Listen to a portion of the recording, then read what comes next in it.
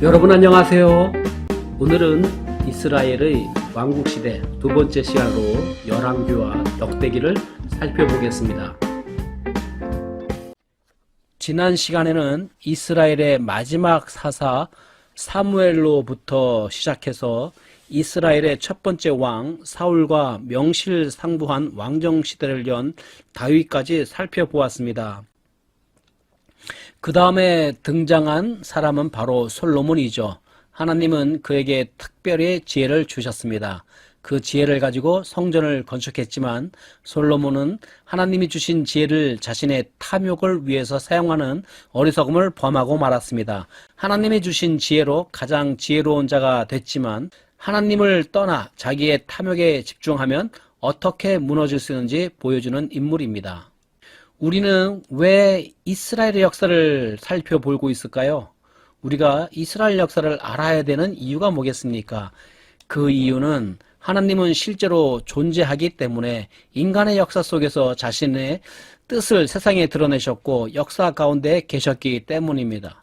그래서 하나님은 자기 백성들에게 끊임없이 역사를 기억하라고 명령하셨습니다. 그래야 하나님 섬기는 신앙생활의 근거가 되기 때문이죠. 열왕기 상하와 역대 상하는 이스라엘의 왕정 수립부터 통일왕국, 분열왕국 시대를 거쳐 아수르와 바벨론에 의해 몰락하기까지 400년에 걸친 왕들에 대한 역사를 기록하고 있습니다. 통일왕국이라 함은 사사시대 12개의 지파가 서로 연합하여 부족국가 형태를 띠고 있었는데 왕이 통치하게 되면서 12지파가 하나의 왕정 통치로 다 통합되었기 때문에 통일왕국이라고 합니다. 사울, 다윗, 솔로몬 세 왕이 각각 40년씩 통치하여 총 120년의 통일왕국이 지속되었죠. 그러나 솔로몬 왕이 죽으면서 남쪽 유다와 북쪽 이스라엘로 분열됩니다. 그래서 이 시기를 분열왕국 시대라고 합니다. 분열왕국 시대에는 두 왕국, 즉 남유다와 북이스라엘 왕국이 서로 대립 또는 동맹을 거듭하면서 북이스라엘은 아수르에, 남유다는 바벨론에 의해 몰락하고 말았습니다. 이런 이스라엘의 역사를 기록한 열왕기와 역대기를 통해 우리는 두 왕국이 어떻게 타락했으며 왜 하나님은 이스라엘을 포기하고 징벌하셨는가, 이런 것들을 우리에게 알려주고 있습니다. 이번에는 여러분을 위해서 열왕기에 관련된 영상을 준비했는데 이 영상을 보시면서 전체적인 맥락을 한번 살펴보시기 바랍니다. 열왕기 상하입니다. 현대 성경엔 둘로 나누어 있지만 원래는 하나의 책이며 앞에 나온 사무엘 하에서 이어지는 이야기입니다. 다윗은 이스라엘 지파들을 통일해 왕국을 세우는데요. 하나님은 그의 혈통에서 메시아 왕이 나셔서 열방에 하나님의 나라를 세우고 아브라함에게 하신 약속을 이룰 거라고 약속하셨죠. 열왕기는 다윗 혈통의 왕들의 긴 계보를 열거하는데요. 누구도 그 약속에 부응하지 못합니다. 오히려 그들은 이스라엘을 멸망으로 이끕니다. 열왕기는 5개의 주요 부분으로 구성되어 있으며 그 시작과 끝은 예루살렘에 집중되어 있습니다. 먼저 솔로몬의 통치와 성전 건축으로 시작해서 마지막 부분에서는 예루살렘의 멸망과 바벨론의 포로가 되는 걸로 끝이 납니다. 그리고 이 비극에 이르는 과정이 세 부분으로 나뉘어지는데요. 어떻게 이스라엘이 두 왕국으로 분열됐고 하나님이 선지자들을 보내 이스라엘의 타락을 막으려 얼마나 애쓰셨으며 결국 이스라엘의 죄 때문에 바벨론 포로를 면할 수 없었음을 설명하죠. 1, 2장은 연로한 다윗이 아들 솔로몬에게 왕위를 물려주며 시작됩니다. 그가 솔로몬에게 남긴 마지막 말은 모세가 여호수아에게, 사무엘이 백성에게 한 것과 매우 비슷합니다.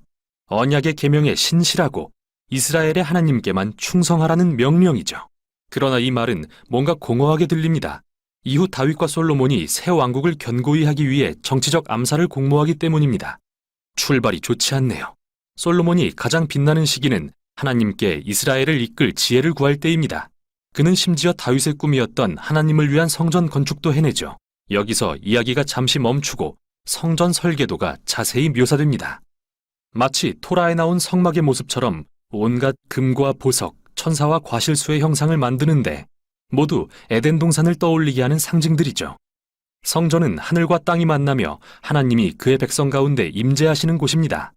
그러나 솔로몬은 건축을 마치자마자 끔찍한 선택을 하고 결국 왕국을 무너뜨립니다. 수백 명이나 되는 이방 왕의 딸들과 결혼을 했는데 모두 정치적 동맹을 위한 거였죠.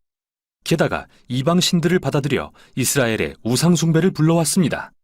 솔로몬은 그 후 막대한 부를 축적하고 거대한 군대를 만들고 심지어 모든 건축 사업에 강제 노역까지 실시합니다.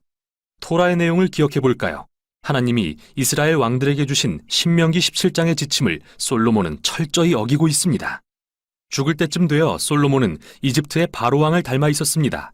아버지 다윗이 아니라요. 다음은 솔로몬의 아들 르호보암인데요. 그는 자기 아버지와 똑 닮은 행동을 합니다. 권력을 향한 탐심과 욕망, 비극이 아닐 수 없습니다. 강제 노역으로 세금을 늘리려 하는 그에 맞서 여로보암이 이끄는 북쪽 지파들이 반기를 들고 일어나 그들만의 왕국을 세웁니다. 이제 이야기가 나뉩니다. 남쪽은 예루살렘을 중심으로 다윗 혈통의 왕이 다스리는 유다가 되고 북쪽은 이스라엘로 불리는 새 왕국이 세워져 이후 사마리아가 수도가 되죠. 여로보암은 새롭게 두 성전을 짓고 남쪽의 솔로몬 성전과 겨루기 위해 성전마다 금송아지를 놓고 이스라엘의 하나님이라고 합니다. 출애굽기 32장에 금송아지를 떠올리지 않을 수 없죠. 이때부터 이야기는 남북을 왔다 갔다 하며 두 왕국의 운명을 추적합니다. 남북 모두 왕이 약 20명씩 있었는데 저자는 이 왕들의 통치에 대해 몇 가지 기준을 들어 평가합니다. 이스라엘의 하나님만을 경배했는가? 아니면 이방신 숭배를 도모했는가? 백성들에게서 우상을 제거했는가? 다윗처럼 언약에 신실했는가? 아니면 부패하고 부정해졌는가? 저자는 이 기준에 따라 북이스라엘에는 20명 중 선한 왕이 아무도 없으며 남유다에는 20명 중 단 8명만 긍정적이라고 평가합니다. 이 부분이 열왕기의 또 다른 큰 목적과 연결되는데요. 바로 이스라엘 역사의 핵심 인물인 선지자들을 소개하는 것이죠.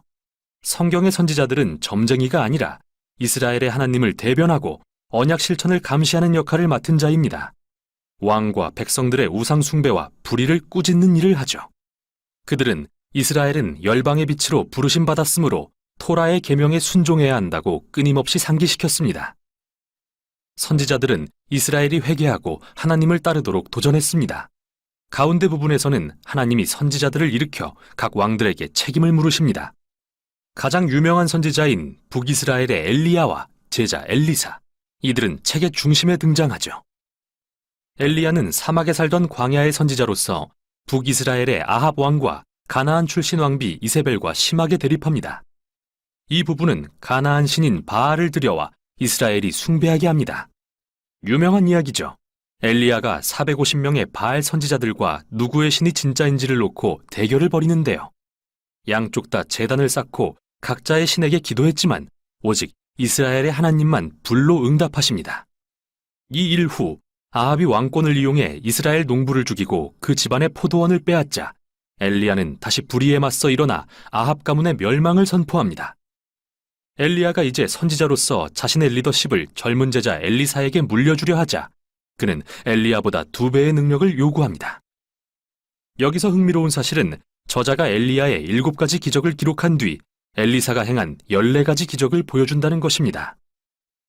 두 선지자는 분명 주목할 만한 인물로서 동일하게 이스라엘 왕들의 우상 숭배와 불의에 맞서는 역할을 감당했습니다. 결국 이스라엘을 우상 숭배에서 돌이키는 데 실패했지만 말이죠. 다음은 북이스라엘에 일어난 피해 혁명인데요. 예후라는 왕이 아합 가문을 멸하는 사건으로 시작됩니다. 예후는 처음에는 하나님의 명령에 따른 거였지만 통제불능에 이른 그의 폭력성은 정치적 암살과 반역의 소용돌이를 일으키고 이스라엘은 회복할 수 없는 지경이 됩니다. 이후로 반란은 멈추지 않죠. 또 모든 왕이 이방신을 숭배하며 끔찍한 불의를 저지르고 결국 열왕기하 17장에 이릅니다. 악하고 거대한 제국 아수르는 북이스라엘을 침략하고 정복합니다. 수도인 사마리아는 함락되고 이스라엘 백성은 쫓겨나 고대 세계 곳곳으로 흩어지고 말죠. 17장이 중요한데요. 저자는 이야기를 멈추고 지난 일들에 대한 선지자적 묵상을 제공합니다. 그는 북이스라엘의 멸망이 우상 숭배와 언약에 불순종한 백성과 왕들의 불의 때문이라고 비난합니다. 하나님은 그들의 결정이 초래한 결과를 직면하도록 하신 것입니다. 책의 마지막 부분은 홀로 남겨진 남유다에 대한 이야기입니다. 여기에는 매우 영웅적인 왕들이 등장하는데, 한 예로 히스기야는 아수르 군대가 예루살렘을 위협할 때 하나님을 신뢰합니다. 또 요시야 왕은 성전에서 잃어버린 율법책을 발견한 후 그것을 읽고 회개합니다. 그리고 종교개혁을 단행해 우상 숭배와 가나안의 영향력을 제거합니다. 그러나 유다는 이미 너무 멀리 와버렸습니다. 이 둘 사이에 므낫세 왕은 역대 최악이었는데, 예루살렘 성전에 우상의 제단을 쌓을 뿐 아니라 아들을 제물로 바치기까지 합니다. 그러자 하나님이 선지자들을 보내 종말을 고하십니다. 이스라엘은 돌이킬 수 없게 된 거죠. 마지막 2장에서는 바벨론 제국이 예루살렘을 침략해 성전을 파괴하고 모든 백성과 다윗 왕족을 포로로 끌고 갑니다. 이 결말이 남기는 의문이 있습니다. 하나님은 이스라엘을 버리셨을까요? 다윗의 가문을 버리신 걸까요? 마지막 단락은 포로 생활 40년 후에 일어날 매우 이상한 이야기를 합니다. 여호야긴은 다윗의 후손으로서 예루살렘에 돌아갔다면 왕이 될 사람이었는데요. 바벨론 왕은 그를 감옥에서 풀어주고 남은 생애 동안 왕의 식탁에서 먹도록 초대합니다. 이 이야기는 적으나마 하나님이 다윗의 가문을 버리지 않으셨다는 한 줄기 희망을 선사합니다. 이제 질문은 하나님이 어떻게 아브라함과 다윗에게 하신 약속을 이루실 것이며 어떻게 열방에 복을 주시고 메시아의 나라를 세우실 것인가인데요. 대답을 찾으려면 이제 나올 선지서들을 읽으며 지혜를 발견해야 하죠. 이번에는 핵심 주제와 메시지를 함께 살펴보도록 하겠습니다. 열왕기와 역대기의 기록 목적은 단순히 왕들에 대한 이야기들을 역사 기록으로 남기는 데 있지 않았습니다. 그 내용의 기록 목적은 첫째, 이스라엘이 저지른 죄악들에 대한 하나님의 진노와 징계를 알게 하는 데 있었습니다. 그들을 저울에 달아보는 척도는 신명기 12장 17절에 나오는 하나님의 명령에 대한 순종에 대한 여부였습니다. 하나님이 정하신 성막 혹은 성전을 유일한 예배지로 인정했는가? 이방 종교의 우상들을 깨뜨리고 철저히 뿌리를 뽑았는가? 이런 기준을 범한 모든 왕들은 심판을 받았습니다. 둘째, 하나님은 이스라엘의 실수에 대해 무서운 징벌을 내리셨지만 백성들이 회개하면 용서를 베푸시는 분이라는 것을 분명히 알리고 싶어 합니다. 셋째, 왕국 역사 속에서 하나님의 약속들이 있어 왔고 또 그 약속이 이루어짐을 보여주면서 하나님께서 자신들에게 하셨던 약속들 중 아직 남아있는 약속들을 살펴보게 합니다. 특히 다윗에게 준 하나님의 약속을 근간으로 하나님의 백성들은 희망을 가질 수 있었습니다. 그리하여 이스라엘 백성들이 하나님을 믿고 사랑하며 자신들의 장래에 대한 소망을 갖도록 했습니다. 이와 같은 이유로 인해 열왕기와 역대기는 이스라엘 왕들이 한 일들 가운데서 선별하여 기록에 담았던 것이죠.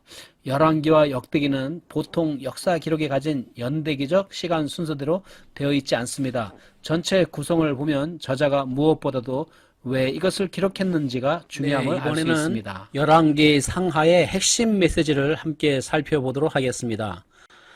가장 지혜로웠던 왕이 바로 솔로몬 왕이죠. 그런데 그렇게 가장 지혜로웠던 왕이 지혜롭지 못한 그러한 삶을 삶으로써 그의 인생말로는 과연 어땠을까요? 솔로몬은 지혜로웠지만 신앙적으로나 윤리적으로는 나약한 인간이었습니다.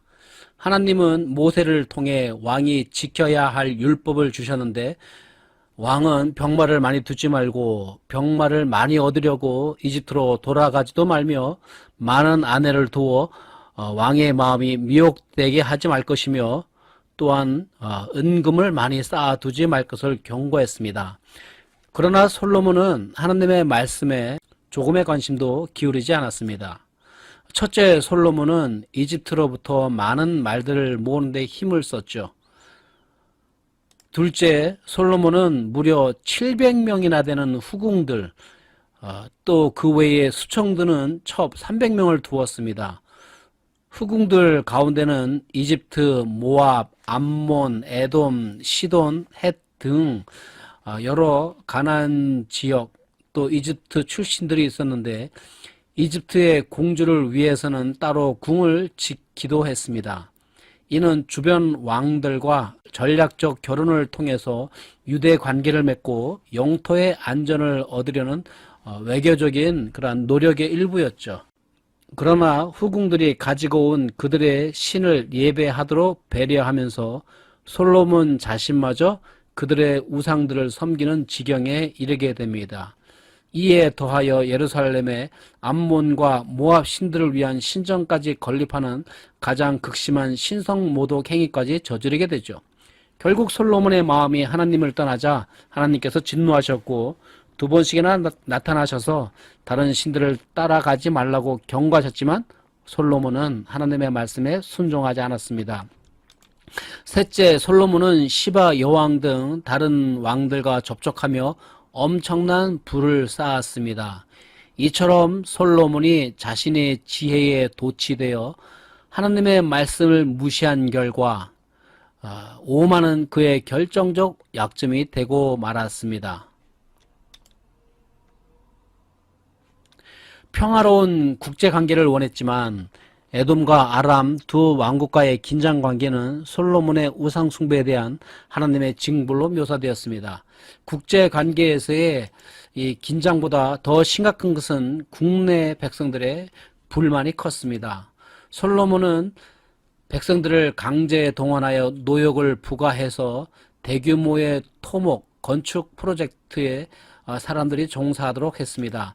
특히 농부들은 긴 오랜 기간 동안 집을 떠나 노역함으로 농산일에 문제가 발생할 수밖에 없었죠. 그 외에 채석장에 8만 명이 운반하는 일에 또 7만 명의 백성들이 종사했는데 모두가 이런 강제 노역에 시달려야만 했습니다. 또 다른 정치적 불안 요소는 다윗 시대부터 이어온 유다와 이스라엘 사이의 해묵은 지역 갈등이었죠. 강제 노역에 대한 불만과 함께 남북의 긴장은 에브라임 지파 출신의 관리 여로보암의 반란에서 함께 드러납니다. 여로보암의 반란은 솔로몬 왕국을 무너뜨리지 못했습니다. 왜냐하면 하나님께서 다윗의 신앙과 순종에 대한 보상으로 솔로몬이 평생 왕이 있을 것임을 약속하셨기 때문이죠. 여로보암은 이집트로 망명하여 때를 기다립니다. 솔로몬의 불순종은 아들 르호보암이 등극하자마자 국가 분열이라는 심각한 결과를 초래했습니다. 하늘로부터 오는 신적 지혜는 그것을 주신 하나님과의 상호작용을 통해 유지되고 성장합니다. 하나님과의 관계가 틀어지면서 솔로몬이 받은 지혜는 평생 보장될 수 없었죠. 하나님께서 붙인 다윗에게 주신 예언적 말씀은 그가 만일 죄를 범하면 내가 사람의 매와 인생의 채찍으로 징계하신다는 것처럼 그대로 그 말씀이 이루어진 것을 보게 됩니다. 그래서 솔로몬 왕 시대의 흥망성쇠를 통해 분열하게 된 원인들을 한번 정리해 봅시다. 솔로몬 시대의 경제적, 정치적, 군사적 부흥의 시기를 맞이했죠. 그러나 솔로몬 왕이 풍요로움 속에서 하나님과 멀어지기 시작합니다. 그중 하나가 바로 이웃 나라와의 정략 결혼을 통해서 국제적 평화 관계를 원했겠죠. 그러나 결과적으로 이스라엘 땅에는 우상 숭배의 문화를 일으키고 말았습니다. 또 계속되는 토목 공사를 통해서 과중한 세금과 부역은 백성들을 고통으로 몰아넣고 말았죠. 왕의 가문, 특별히 유다 지파와 그 외의 지파 간의 해묵은 대립과 갈등은 더욱 정치적 불안 요소가 되어 마침내 분열을 가속화시켰습니다.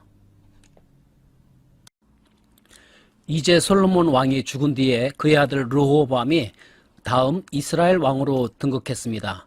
이때에 여로보암과 백성들이 르호보암에게 나아가서 간청합니다. 그 내용은 무엇이냐면 왕의 부친께서 바로 솔로몬 왕께서 우리의 멍에를 고통스럽게 하였는데 이제 왕은 아버지처럼 고통스러운 봉사일과 또 우리에게 씌운 그런 무거운 멍에를 가볍게 하여 주신다면 우리가 왕을 섬기겠나이다 하면서 솔로몬 왕 때는 너무 힘들었으니 조금만 더 짐을 가볍게 해달라고 르호보암 왕에게 간청했죠. 이것을 들은 르호보암은 이제 신하들과 의논을 하게 됩니다. 그리고 마침내 르호보암이 선택한 대답은 바로 이것이죠. 내 아버지는 너희 멍에를 무겁게 하였으나 나는 너희 멍에에 더하리라. 또한 내 아버지는 채찍으로 너희를 벌하였으나 나는 전갈로 너희를 벌하리라 라고 하면서 이스라엘 백성들을 더 괴롭게 할 것임을 선포하였죠. 결국 여로보암과 그를 따르던 백성들은 르호보암 왕을 떠나 또 다른 왕국을 세우면서 북이스라엘과 남유다는 서로 분열하여서 분열 왕국 시대를 열게 됩니다. 이제 이스라엘은 분열하여 남쪽에서는 르호보암이 계속해서 유다를 중심으로 다윗 왕조가 이어져 갑니다. 한편 북쪽의 10개의 지파는 여로보암을 그들의 왕으로 삼고 북이스라엘 왕국이 시작되죠. 자, 그럼 북이스라엘의 역사는 어떻게 흘러갈까요? 북이스라엘은 안타깝게도 시작부터 끝까지 우상을 숭배한 왕국의 모습을 보여줍니다. 그들의 말로는 어땠을까요?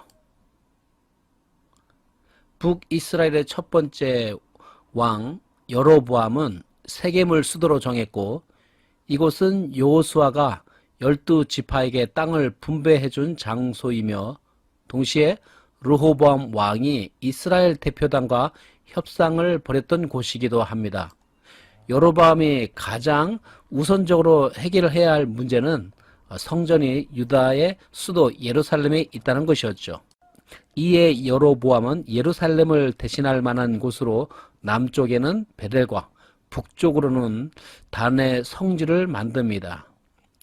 여기에 금송아지 우상을 세우고는 백성들이 황소에게 경배하며 하나님께 제사 드리도록 제단을 세웠습니다. 그리고 제사장도 레위인이 아닌 일반 백성들 가운데서 자원하는 자들을 임명하고 축제 절기도 마음대로 정했던 것이죠. 이 일로 인해서 북이스라엘은 우상 숭배를 제도화시킨 여로보암의 죄악에서 벗어나지 못하고 이스라엘의 모든 왕들은 다 악한 왕들로 분류됩니다. 이스라엘은 유다보다 지정학적으로 더 전략적인 위치에 있었고 경제적, 문화적으로 더 큰 왕국이었습니다. 그러나 영적으로 부패했죠. 결국 하느님이 심판이 임하겠죠. 주변 강대국들은 이스라엘을 탐내어 자주 침략했고 결국 아수르군이 사마리아 성을 함락하고 주민들을 강제 이주시키면서 멸망시킵니다. 이스라엘이 멸망한 원인은 하나님께 죄를 범하고 악을 행하여 하나님을 경노하게 하였으며 우상을 섬겼기 때문입니다. 자, 그럼 북이스라엘의 역사를 간략하게 한번 정리해 봅시다. 여로보암으로부터 시작된 죄악의 역사라 할 수 있습니다. 북이스라엘의 여로보암은 그의 백성이 남유다의 예루살렘에 있는 성전에 가는 것을 못마땅하게 여겼죠. 그래서 예루살렘을 대신할 성지로 남쪽에는 베델과 북쪽으로는 이 단에다가 금송아지 형상을 만들어 놓고 그곳에서 하나님을 섬기게 했습니다. 그리고 하나님이 주신 율법과는 상관없이 아무나 제사장을 세우고 마음대로 절기도 정했던 것이죠. 이것을 여로보암의 죄라고 하는데 이는 우상 숭배를 제도화시킨 것입니다. 이런 제도화로 인해서 북이스라엘의 멸망을 재촉하고 말았던 것이죠. 이스라엘이 망한 후 유다 왕국은 135년 동안 단독으로 유지됩니다. 이 기간 동안 백성들을 우상 숭배로부터 돌이키도록 히스기야와 요시야 시대에 두 번의 종교 개혁이 있었죠. 그 결과는 성공적이었습니다. 그러나 오래가지 못했습니다. 백성들의 회개는 깊이가 없었기에 유다의 멸망을 막을 수가 없었던 것이죠. BC 586년에 바벨론은 예루살렘을 포위하고 공격하여 성벽을 파괴하고 성전의 기둥과 모든 기구들을 바벨론으로 가져갔습니다. 많은 유다인들이 바벨론으로 끌려갔고 유다는 완전히 멸망당했죠. 유다가 망하고 예루살렘이 폐허가 된 원인은 무엇일까요?